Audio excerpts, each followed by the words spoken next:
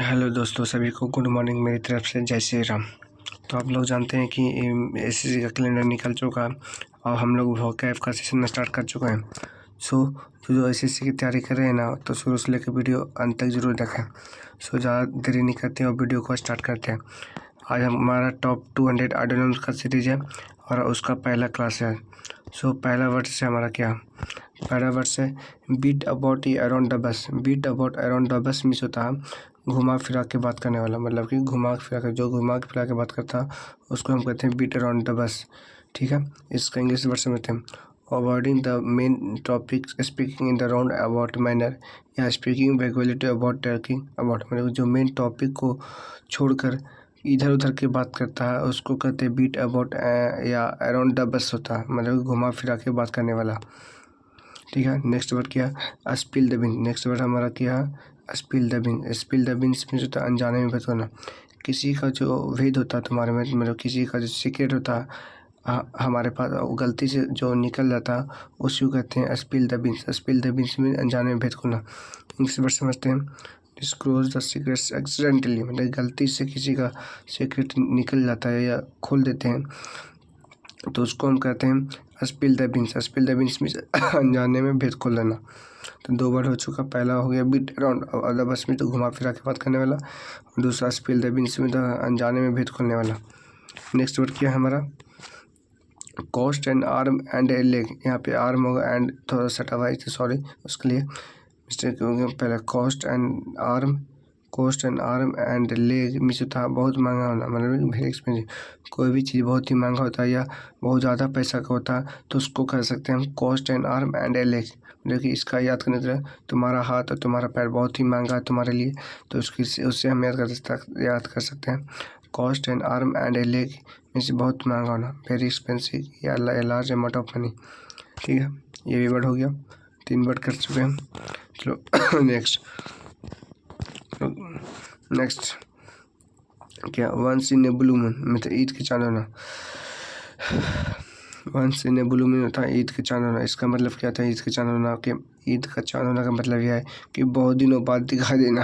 ठीक है, इसका इंग्लिश मीनिंग समझते हैं, rarely and frequently. Rarely and frequently occasionally, मतलब ऐसा व्यक्ति जो बहुत ही कम मिलता हो या कोई भी फंक्शन पे मिलता हो तो उसको हम कह सकते हैं once in a blue moon या ईद का चांद होना। ठीक है, ये भी वर्ड हो गया। Once in a blue moon होता है ईद का चांद होना, मतलब बहुत ही कम दिखाई देना उसको कहते हैं।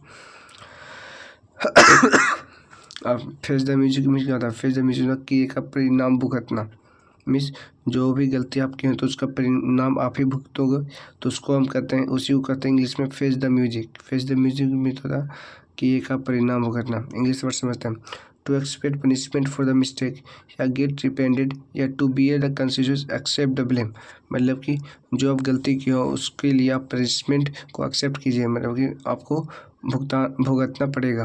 अगर आप कोई गलती की है तो उसका पनिशमेंट आपको जरूर मिलेगा, तो उसको उसकी ये का परिणाम भुगतना पड़ेगा आपको, इसलिए उसको कहते हैं इंग्लिश में फेस द म्यूजिक। ठीक है, ये भी हो गया, ये भी हो गया। नेक्स्ट क्या, under the weather. Under the weather means होता है बीमार होना। अगर आप जिस दिन बीमार हो पाते, जिस दिन बारिश होती है आप भीग जाते हो, आप बीमार हो जाते हो, तो उसको मतलब इंग्लिश में क्या कहते हैं, under the weather. Under the weather, weather means होता है बीमार होना, अंडर द वेदर मीन्स क्या होता है बीमार होना। इंग्लिश वर्ड से मतलब टू नॉट फेल वेल, मतलब कि तुम्हारा सेहत सही नहीं है, या टू बी इन लॉस में तुम्हारा जो स्पिरिट है, मतलब कि ऊर्जा है जो बहुत ही कम होना, तो उसको कहते हैं बीमार होना। बीमार होना मतलब कि अंडर द वेदर। नेक्स्ट क्या है, बोल्ट फ्रॉम द ब्लू में।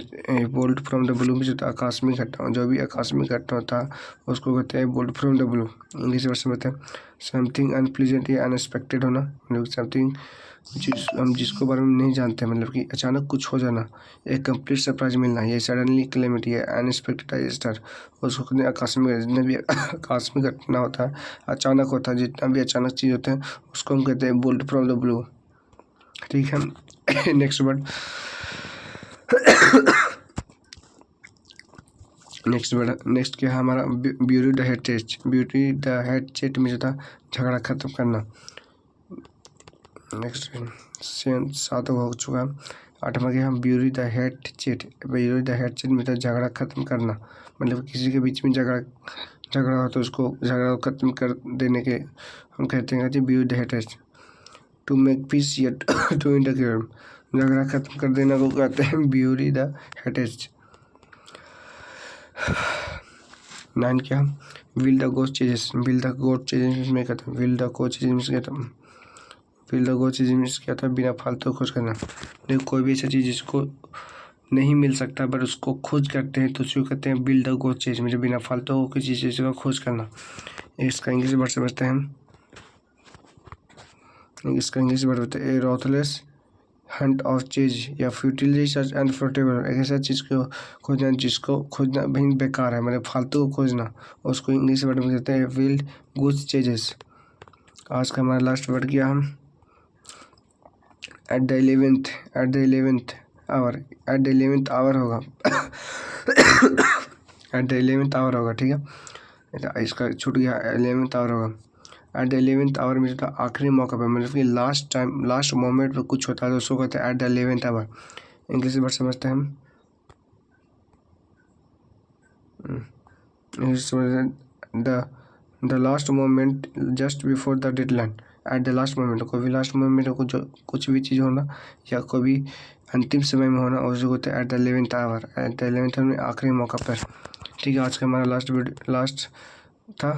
नेक्स्ट वीडियो आपका लाएगा, सो आप शुरू से लेकर अंत तक एक बार 2-3 बार देख लें तो आपको याद हो जाएगा, ठीक है। ज़्यादा टेंशन लेना नहीं है, सब हो जाएगा धीरे धीरे। वीडियो को अच्छा लगा हो तो लाइक शेयर सब्सक्राइब जरूर करें और एक बार कॉपी में नोट कर लें, ठीक है। बीट अराउंड या अराउंड द बस में जितना घुमा फिरा के बात करना। स्पिल द बीन्स में तो अनजाने में भेद खोल देना।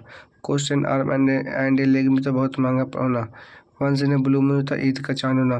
फेस द म्यूजिक में तो किराए का परिणाम भुगतना। अंडर द वेदर में तो बीमार होना। ए बोल्ट फ्रॉम द ब्लू में तो आकाश में घटना। ब्यूरी द हेटेज में तो झगड़ा खत्म करना। विल गोज चेज में तो बिना फालतू खोज करना। एट द 11th में तो आखिरी मौका पर। सो वीडियो को लाइक शेयर जरूर करें।